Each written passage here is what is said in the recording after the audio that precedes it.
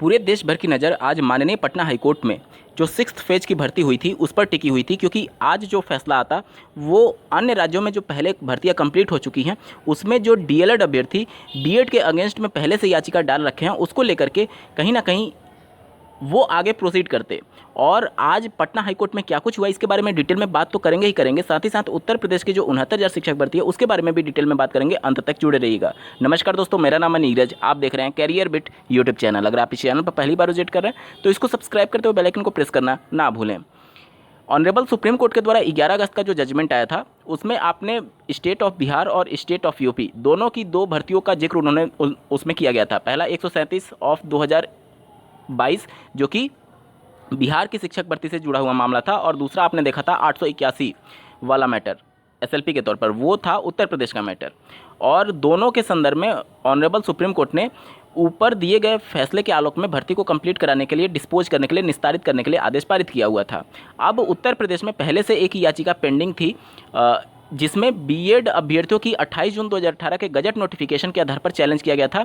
और साथ ही साथ यहाँ पर रिस्पोंडेंट स्टेट ऑफ यूपी और जो भी यूनियन गवर्नमेंट है उनको बनाया गया था, एनसीटी को यहाँ पर रिस्पोंडेंट बनाया गया था, जिसका केस नंबर है आप देख पा रहे होंगे 14548 ऑफ 2019। उत्तर प्रदेश में 2018 दिसंबर में 69,000 शिक्षक भर्ती का विज्ञापन जारी होता है और 6 जनवरी 2019 को इसकी परीक्षा होती है। इसके बाद से 20 मई 2019 को ये केस फाइल किया गया था एनसीटी के उस गजट नोटिफिकेशन को चैलेंज करते हुए। ये केस फाइल किया गया था श्री आकाश पटेल जी के द्वारा, जिस पर अगली सुनवाई जो है वो 12 अक्टूबर 2023 को होना प्रस्तावित है। ये उत्तर प्रदेश से संबंधित मामला है 69,000 की शिक्षक भर्ती में बीएड अभ्यर्थियों को चैलेंज करते हुए। इससे पहले मैं आपको बता दूं कि एक याचिका ऑनरेबल सुप्रीम कोर्ट के पटल में ऑलरेडी है कि 69,000 शिक्षक भर्ती से जो क्वालिफाइंग मार्क्स था 60-65 उसको कम करते हुए और बीएड को हटाते हुए वहाँ पर जो क्वालिफाइंग मार्क्स 40-45 के अकॉर्डिंग जो लिस्ट में आएंगे उनको नियुक्ति पत्र दिया जाए 11 अगस्त के फैसले के आलोक में। तो वो मामला अलग है, सुप्रीम कोर्ट में चल रहा है, और ये मामला जो है वो अलग है जो कि हाई कोर्ट में चल रहा है उत्तर प्रदेश में। और यहाँ से बीएड अभ्यर्थियों को चैलेंज किया गया है ऑनरेबल सुप्रीम कोर्ट के 11 अगस्त के फैसले के बाद से। ये हो गया उत्तर प्रदेश का मामला। अब बात कर लेते हैं बिहार की शिक्षक भर्ती में जो 6th फेज वाला मामला था जिस पर आज पटना हाईकोर्ट में सुनवाई थी, उसमें क्या हुआ है। अब बात कर लेते हैं पटना हाईकोर्ट में जो आज याचिका थी उसके बारे में। ये याचिका 6th फेज की भर्ती में बीएड अभ्यर्थियों की एलिजिबिलिटी को चैलेंज करते हुए 28 जून 2018 के गजट नोटिफिकेशन को चैलेंज करते हुए स्टेट ऑफ बिहार और यूनियन गवर्नमेंट को चैलेंज करते हुए ये याचिका दायर की गई थी। और ये याचिका 2020 की याचिका है जिस पर आज 2023 में अक्टूबर में 10 तारीख को सुनवाई हुई है। अगर इसका केस स्टेटस आप देखेंगे तो यहाँ नीचे जाइए और सबसे नीचे आपको दिखेगा, देखिए यहाँ पर कब कब ये केस लिस्ट किया गया और कब इस पर एक्शन लिया गया। सबसे नीचे आप देखेंगे तो यहाँ पर आप देख पा रहे होंगे 10 अक्टूबर 2023, सबसे नीचे देखिएगा 10 अक्टूबर 2023 और एडजर्न लिखा गया है। और अब नेक्स्ट तिथि दे दी गई है 23 नवंबर 2023। अब इसका मतलब क्या हुआ ध्यान से समझिएगा। ऊपर के 3 तिथियों को ध्यान से देखिए, 4 मई को, 16 मई को और 17 सितंबर को, तीनों डेट में एडजर्न लिखा गया है। और ये वहीं वाली स्थिति थी जब सुबह मैंने डेडिकेटेड वीडियो में आपको बताया था कि जो स्टेट ऑफ बिहार है उसको लगातार ऑनरेबल पटना हाईकोर्ट समय दे रही थी 1-1 महीने 2-2 महीने की आप आकर के अपना आंसर काउंटर फाइल करिए। और चूंकि आंसर काउंटर फाइल नहीं हो पा रहा था इसलिए उस समय जो केस लिस्ट हो रहा था उसको स्थगित कर दिया जा रहा था कि अगले बार आंसर काउंटर फाइल लेकर के आइए। उस बार भी नहीं आई, फिर स्थगित कर दिया, अगले बार आंसर काउंटर फाइल लेकर के आइए। और जब ऑनरेबल सुप्रीम कोर्ट ने देख लिया कि 2-3 बार समय देने के बावजूद भी स्टेट ऑफ बिहार अपना आंसर काउंटर फाइल नहीं कर रही है, तो फिर उन्होंने कहा कि हम इसके संबंध में अगर अगली बार आपने आंसर काउंटर फाइल नहीं किया तो हम आर्थिक दंड लगाएंगे, आपकी सैलरी से काटेंगे। ये सभी बात उन्होंने जजमेंट में लिखी थी जिसके बारे में मैंने सुबह को बता दिया था। अब यहाँ पर आज की डेट में जो एडजर्न लिखा गया है इसका मतलब ये है कि आज सुनवाई स्थगित कर दी गई। एडजर्न का मतलब होता है स्थगित कर देना, यानी कि अब स्थगित करने के कई कारण होते हैं। जैसे कि मान लीजिए कि जितने भी इसमें पिटिशनर हो गए या फिर जो भी रिस्पोंडेंट हो गया, अगर किसी के भी काउंसिल उपस्थित नहीं होते हैं, मान लीजिए कि वकील जिसे बोलते हैं, एडवोकेट अगर उपस्थित नहीं है तो ऑनरेबल जस्टिस बिना सभी पक्षों को सुने हुए कोई भी जजमेंट नहीं देते हैं।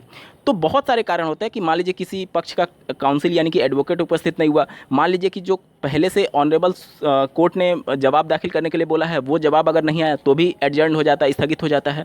मतलब कि आपको एक बार और समय दे दिया गया कि आप इस प्रकार की चीज़ों को जो अगर चीज़ें नहीं हैं या फिर किसी भी कारणवश अगर एडवोकेट अवेलेबल नहीं है, मुद्दे को सही से ढंग से रखा नहीं जा पा रहा है, और अगर उस कंडीशन में अगर वकील इसको कहते हैं कि हमें थोड़ा सा और समय दे दीजिए, मतलब बहुत सारे कारण होते हैं जिसकी वजह से ये सभी चीज़ें एडजर्न के कंडीशन में आ जाती हैं, यानी स्थगित के कंडीशन में आ जाती है। आप लोग सदन में भी सुनते होंगे कि the house is adjourn for this time, और जब भी वो आगे के लिए समय देते हैं उसकी बात उन्होंने करते हैं।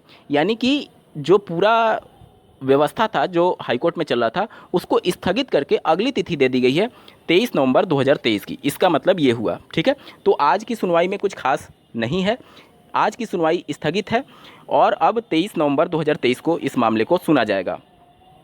ये मामला बहुत ज़्यादा इम्पॉर्टेंट था क्योंकि ये सिर्फ और सिर्फ बिहार से संबंधित नहीं है।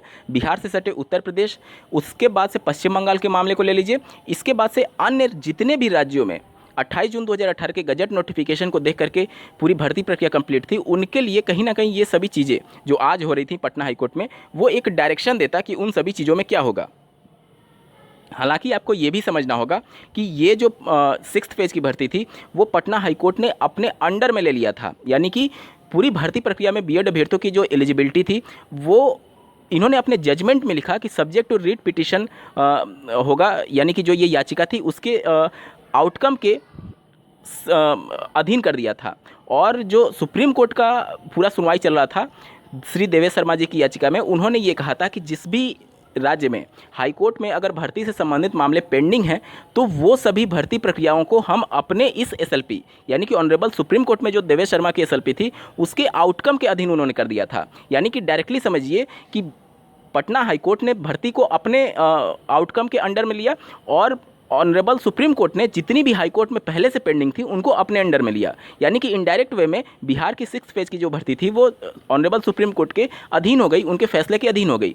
अब उस कंडीशन में जब 11 तारीख को फैसला दिया गया तो उन्होंने फैसले में साफ शब्दों में लिखा कि जितनी भी पेंडिंग्स हैं और जितनी भी एसएलपीज हैं उन सबको ऊपर दिए गए फैसले के आलोक में कंप्लीट कराई जाए। यानी कि उन्होंने ये कहा कि जो 6th फेज की भर्ती है उसमें भी बीएड अभ्यर्थियों की जो एलिजिबिलिटी है उस पर कहीं ना कहीं फैसला देते हुए वो अयोग्य ठहरा रहे थे ऑनरेबल सुप्रीम कोर्ट। उसी को लेकर के आगे प्रोसीडिंग में इस केस को आज लिस्ट कराया गया था डीएलएड अभ्यर्थियों के द्वारा जो 6th फेज में सम्मिलित थे या फिर जिनका नहीं हुआ होगा उनके द्वारा, और उसके बाद से आज इस महत्वपूर्ण सुनवाई हुई थी। लेकिन आज पूरे मामले को स्थगित किया गया है और अब इस केस में अगली तिथि दी गई है 23 नवंबर 2023। अब 12 अक्टूबर 2023 को उत्तर प्रदेश की 69,000 शिक्षक भर्ती में बीएड अभ्यर्थियों की एलिजिबिलिटी को लेकर के सुनवाई है श्री आकाश पटेल जी की याचिका पर। देखना होगा कि उत्तर प्रदेश में 12 अक्टूबर यानी परसों क्या कुछ हो रहा है। उसके ठीक अगले दिन यानी 13 अक्टूबर 2023 को ऑनरेबल सुप्रीम कोर्ट में बिहार की जो एक फ्रेश एसएलपी है उस याचिका पर सुनवाई होना प्रस्तावित है। उम्मीद करता हूँ आप सभी के डाउट क्लियर हुए होंगे। इस वीडियो को देखने के लिए आपका बहुत बहुत धन्यवाद। भगवान करे आपका दिन शुभ हो।